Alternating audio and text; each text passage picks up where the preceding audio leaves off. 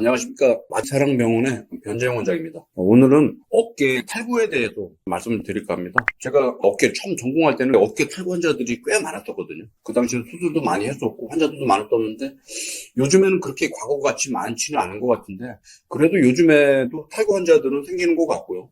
또 개중에는 치료가 적절히 안 되거나 방법이 잘못돼가지고 후유증을 겪는 환자들도 꽤 많이 보고 있어서 오늘은 어깨 탈구의 올바른 치료법에 대해서 소개를 드리려고 합니다. 어깨 관절은 상당히 불안정한 관절입니다. 지금 그림에서 보시는 바와 같이 골프 티에 있는 골프공과 같거든요.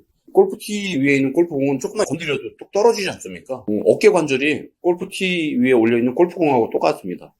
옆에 보시는 것은 실제 어깨 관절의 모식도가 되는데 아래쪽에 좁은 견갑골의 관절하에 관절 운동 범위가 큰 상완 골투가 놓여있기 때문에 상당히 불안정한 관절이 되겠고요. 이 불안정한 관절을 보완하는 것이 관절을 싸고 있는 연골인 관절순과 관절순에서 뼈로 붙어가는 관절막에 의해서 보호가 되고 있는데 어깨 관절은 우리 몸에서 제일 운동 범위가 큰 관절이지 않습니까? 그렇기 때문에 어깨 관절의 안정성을 유지하는 관절순이나 관절막은 쉽게 외상으로부터 손상이 될 수가 있고 탈구가 될 수 있는 것입니다. 대부분 어깨 관절은 그림에서 보시는 바와 같이 앞쪽으로 빠지는 전방 탈구가 대부분이고요. 아주 심한 외상이 아닌 이상은 후방 탈구는 거의 없고 전방 탈구가 대부분을 보이고 있는데 전방 탈구가 되는 대부분의 발생 원인은 이렇게 팔이 올려진 상태에서 갑자기 젖혀지는 경우입니다. 예를 들어 농구를 하는데 갑자기 팔이 몸싸움이 되면 젖혀지는 경우가 있지 않습니까? 이런 경우에 제일 쉽게 탈구가 되는 것 같고요. 그거 이외에도 낙상 사고가 됐든 아니면 사업장에서 산재 사고가 됐든 팔이 갑자기 젖혀지는 경우에 탈구가 되는 가장 흔한 원인이 되고 있습니다. 어깨 탈구가 되면은 두 가지 문제가 생깁니다. 아마 이 영상을 보시는 분들 중에서도 어깨 탈구가 있는 분들이라면은 아마 검색을 해보시면 알겠지만은 하나는 힐삭스 병변이고요. 하나는 벤카트 병변인데 벤카트 병변은 관절와를 싸고 있는 관절순이 이렇게 떨어져 나갑니다. 탈구가 되면 앞쪽으로 어깨가 빠지니까 그럴 수밖에 없겠죠. 앞쪽에를 잡아주고 있는 안정화 구조인 관절순이나 관절막이 찢어질 수밖에 없거든요. 관절와를 싸고 있는 관절순이나 관절막이 터지는 것이 이제 벤카트 병변이 되겠고요. 여기에 동반돼서 힐사크 병변이 생기는데 힐사크 병변은 어깨가 빠지게 되게 되면 관절알을 벗어나서 헤드 앞으로 빠지면서 헤드의 뒤쪽에 있는 관절과 관절 연골이 관절아에 부딪히면서 깨지는 어떻게 보면 골절이 생기는 그런 부위가 힐사크 병변이 되겠습니다. 그래서 반복적으로 어깨가 탈구가 되면은 관절와도 마찬가지고 연골이 손상이 되면서 관절염이 2차적으로 오거든요. 그렇기 때문에 재발성 탈구가 되는 경우에는 수술적인 치료가 필요한 이유가 이런 걸로 인해서 반복적으로 관절와에 있는 연골이나 관절면이 손상이 오고 힐사크스 병변에 있는 관절에 연골 손상이 오면서 관절염이라는 2차적인 통증이 오기 때문에 수술을 권한 이유가 되겠습니다. 어깨가 탈구가 됐을 때 이제 중요시 판단해야 될 게 재발이 얼마나 되느냐가 사실 중요하거든요. 왜냐하면 재발이 많이 되면 될수록 수술이 필요한 환자가 되기 때문이겠죠. 그런데 보통 연령을 기준으로 해서 많이 따지는데 20대 미만의 어깨가 탈구가 된다면은 재발률이 아주 높습니다. 20대 미만이나 20대 전후 어깨가 탈구가 되면은 95% 이상 탈구 재발이 되는 거죠. 그렇기 때문에 이 연령대는 만성으로 가는 경우가 많은데 40대가 넘어가면서는 재발성 탈구가 그렇게 흔하지 않습니다. 재발성 탈구가 한 10% 정도 된다고 보고를 하고 있는데 재발성이 낮다고 해도 다 좋은 것은 아닙니다.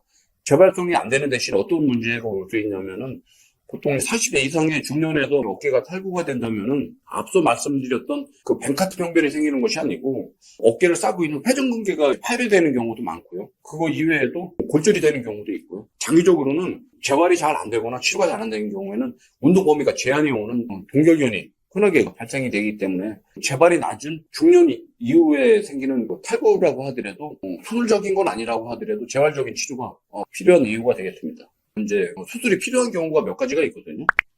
첫째는 손상이 심한 경우입니다. 아주 심하게 손상이 되면서 벤카트 병변의 그 정도가 아주 심한 경우죠. 넓게 연골이 떨어지거나 아니면 위에까지 슬랩 부위까지 연골이 떨어지는 경우에는 재발로 갈 경우가 많기 때문에 이런 경우에 수술이 필요하겠고요. 탈구가 되면서 골절이 되는 경우가 있습니다. 이런 경우에도 수술이 필요하고요. 또 탈구가 되면서 회전근개, 심줄이 같이 파열이 되는 경우도 수술이 필요하게 되겠습니다.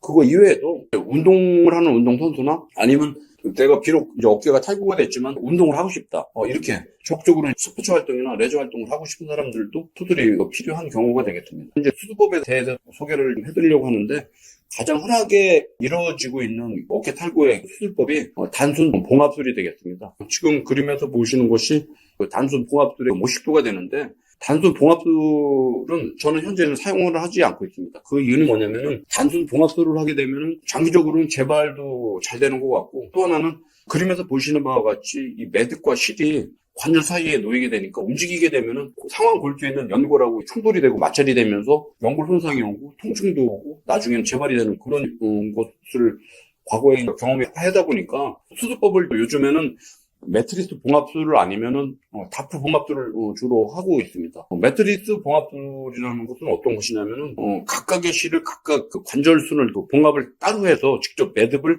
관절 바깥에 하다 보니까 장기적으로 봐서 매듭이 관절과의 충돌을 일으키고 마찰을 일으키는 일이 없죠. 그렇기 때문에 장기적으로 결과가 더 낫다고 판단을 해서 매트리스 봉합을 하고 있고요. 다프 봉합술은 현존하는 어깨 탈구 수술법 중에서는 가장 해부학적으로 안정적이고 강한 고정 방법을 없는 수술법이 되겠고요.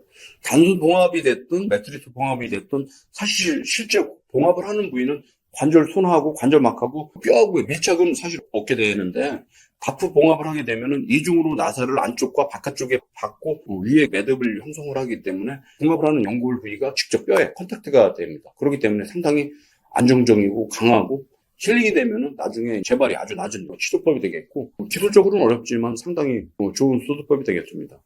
그래서 요즘에는 운동선수나 아니면 젊은 연령층에서 수술 후에 다시 운동을 하고 싶은 환자들한테는 다프 봉합술을 권하고 있습니다. 오늘은 어깨 탈구에 대해서 소개를 드렸고요. 저희 병원에서는 현재 매트리스 봉합술과 다프 봉합술을 이용한 수술법을 시행을 해서 좋은 결과를 얻고 있다는 것을 소개를 드렸습니다. 감사합니다.